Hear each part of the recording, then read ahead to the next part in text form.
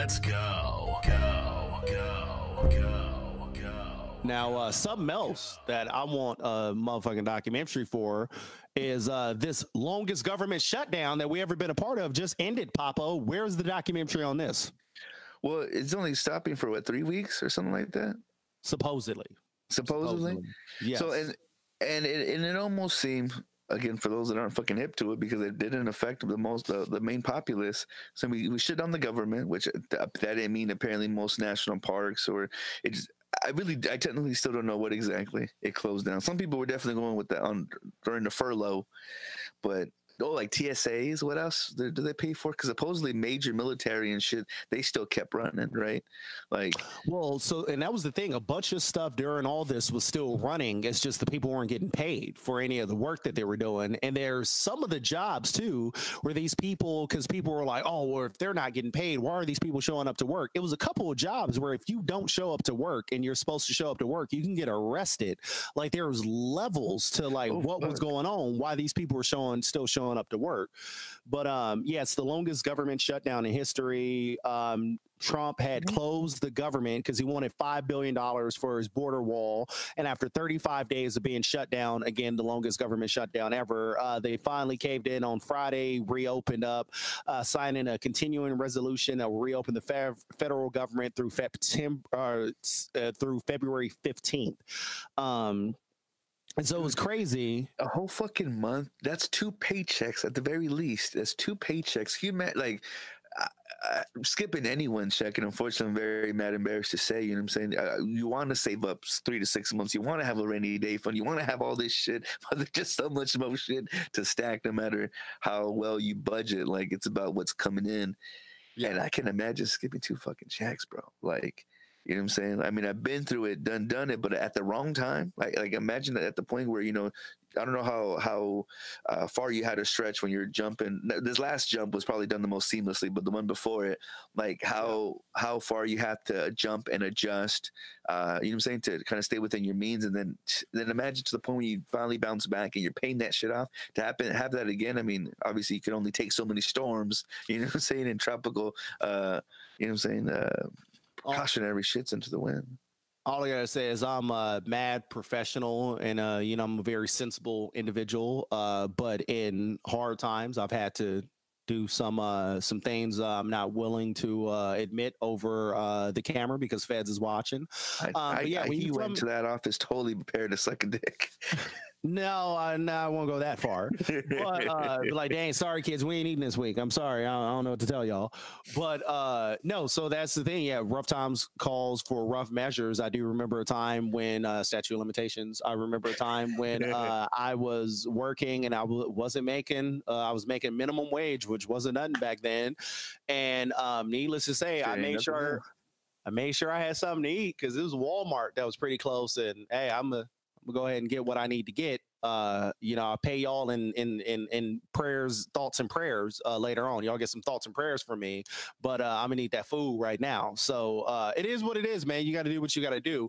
The saddest part about all this, the one thing that I think struck me the most, because again, a lot of people weren't getting their checks. It was a bunch of people who I remember when this first started over the holiday season, this one woman was like, I can't afford to get my kids or my grandkids gifts for Christmas, so on and so forth. The weirdest thing I saw was there was this couple that their kid, they couldn't afford the medicine for their kid. They had this newborn baby who had some type of disease. They couldn't afford the money because they were government workers, so they weren't getting paid. So if the government didn't reopen soon, their kid was possibly going to die because they couldn't buy this medication, and they were still on the news talking about, well, we still support Trump. Your kid is about to die because of Trump, and you're still like, oh man, I still support him. It's those Democrats. No, it's Trump. It is no one else. Let's stop pointing the finger at everyone else. Trump. And it's funny because, again, the beauty of the internet, everything lasts on the internet. someone brought up a tweet from Donald Trump in 2013 when I think Obama had like a government shutdown for a little bit or whatever. And he went on his rant about, oh, I don't care what they say. A government shutdown is a failure by the president. The president starts up at the top and it works downhill. And Trump said that in a tweet in 2013. But then now he goes through it and it's like, oh, it's the Democrats' fault. No, again, when that happened to Obama, it was his fault. It was nobody else's fault because it's only the president's fault when the government shuts down. But now that you went through it, it's oh no, it wasn't me. It was somebody, the Democrats. It was them. It was the brown people. So it's just the beauty of all of this. But yeah, the government's back up and open, at least for now. It's roughly it's 800,000 federal workers who received IOUs instead of paychecks, so they should be getting their money. Yeah, they got them. They got them IOUs. Like, instead of getting paychecks, they got, it said, "Hey, we got you next summer." Fucking voucher. You know what I'm saying? Fucking the goddamn Burger King coupons that you get in the mail. And the other thing that was crazy is just, and this again is why this is the problem when America is run by a bunch of rich people who are out of touch with what's going on in the world.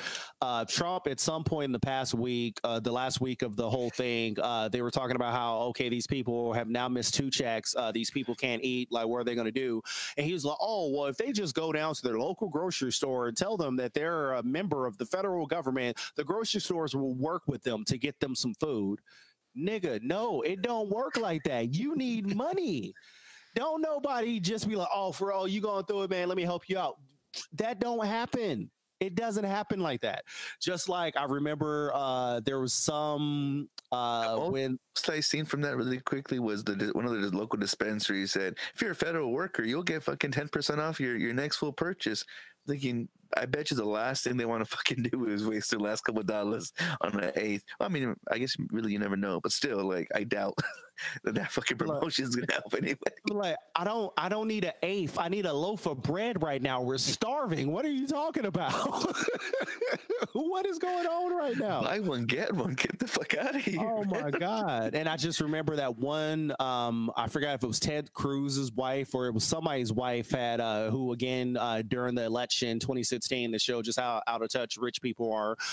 They were talking about the student loans and just how all this, student loan money. And she was like, well, I don't understand. How come instead of these people getting student loans, just ask someone in your family for the money? We have student loans because our entire family's broke. None of us could afford this. That's the reason why we're getting student loans. Like, again, how out of touch with reality are some of these people? It's amazing. Yo, did you ever watch that Key and Peele sketch of I think it was Jordan Peele? He plays Jaden Smith. I don't think I saw him play Jaden. It was a day in a life in Jaden Smith, and I can't tell you how creepy he played that role, and yet still so fucking believable from what we know about Jaden Smith, and like him just like waking up and like having this assistant, trying to walk him throughout his day, and references where he needs to say thank God or oh holy Jesus, he says dad.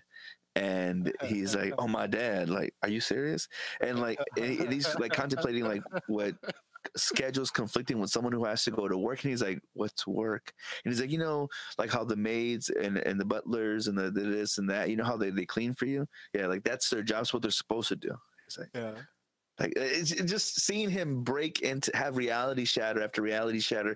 Just the audacity. It's fucking crazy how sheltered some people can be. I might do a parody, but. I know, and I saw recently, I guess on the Kardashian show, I think it was Courtney recently, something came up or whatever, and she was talking about her kids, and she was like, oh my God, I mean, it's so much going on right now. I need to focus on the kid. Like working is the last thing on my mind. It's like, you sheltered bitch. Like, I wish I can say that.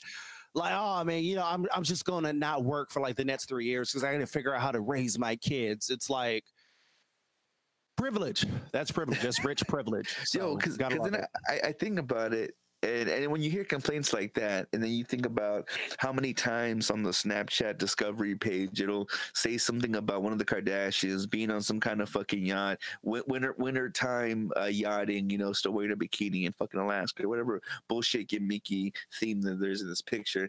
Like, who the fuck's watching the kids? Like, because you're seeing it not just on the weekends, you're seeing this throughout the week, and you know what I'm saying? Yeah, they could work really hard in order to live the lifestyle they live and to earn the vacation that they earn. And really quickly, with traffic most recently, it had been so easy during like the Christmas times because I still gotta go to work. You know, you could tell like the most privileged of all motherfuckers who get that month off in the most hectic of times. You know what I'm saying? Like they eased up traffic really nicely. Like it was nice not having them in existence. And then it was literally. It was a good like 4 weeks where it was like there was no traffic. It's like, oh, these are the rich people that don't have to go to work all the time. Oh, okay. It's like, man, I'm getting to work like 40 minutes early now. But like my normal hour-long commute to work only takes like 12 minutes now. Like, oh wow, this is phenomenal. And then I remember that first day that everyone was back. It was like the second week in January or whatever that was. It was like, oh my God, I'm like 2 hours late to work now because everybody's back on the freeway now. What is going on? Shit, back to life, back to reality. Gotta love it, man. You gotta love it. Now, one thing though that I did love is as this Mueller investigation gets deeper, your boy Roger Stone arrested. Bro, he was what, the campaign manager or the I forget exactly what his role was, but dude, he's been in the game since the 70s. Like I think there was some kind of National Lampoon movie that was based off this guy, and just some motherfuckery. Is that what it was? I'm forgetting. I can't think of the name of it. Yeah, but yeah, and there's a bunch of little documentaries on his ass. He is a pusher, so the fact that he's taking this thing again, even with the shutdown thing. There's a muscle that is trying to be flexed, trying to take it as far as you can go.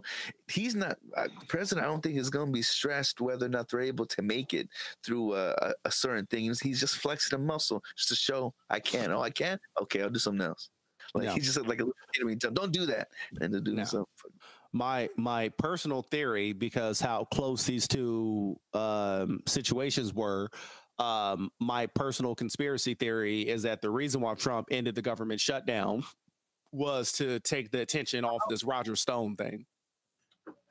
Because it's, again, what Trump does with his wave of hand. It's like, oh my God, Roger Stone got arrested. Hey, the government's open. It's open. Let's talk about this. It's open. It's open. We won. Don't talk about Stone. Let's focus on the government's back open.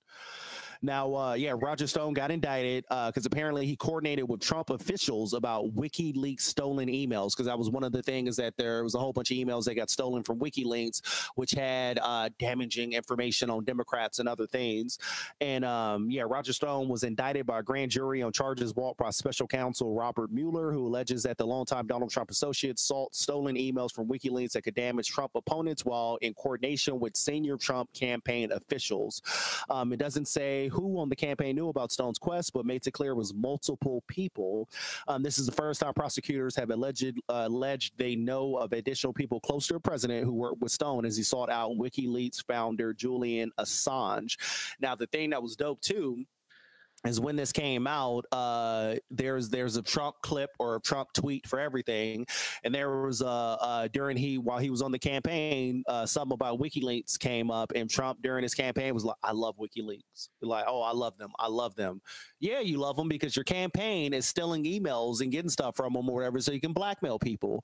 So it's getting deeper, man. And again, I know this is taking a super long time, but people are getting arrested, man, and it keeps going a step higher and higher. This even jumps into the Jeff Bezos things, which I know we're going to go into later, but we got to connect it in with the story because there's connection with that. Remind me. But with this, when you're seeing all these other pieces of the puzzle that are also being knocked down, it's like a little domino effect, right? One after the other. How long is it going to go for? Will it make it? It's definitely going to make it into the fucking the next elections for sure. Like, we're in 2019 now. We have a whole fucking year sooner to get into, you know what I'm saying, that whole rigmarole, people kind of doing their tours again. So it's so crazy how close to the end that it's getting to. They're gonna have to make that stretch somehow so they can make it into the campaign season. Whether or not we see him jump into that shit, because supposedly a president who's in office can't be arrested, right? Yeah, so essentially to arrest him, you have to get him impeached, and then after he's impeached, you could arrest him. So that's part of the reason why. And again, I'm not a political science major, but that's part of the reason why this is taking so long.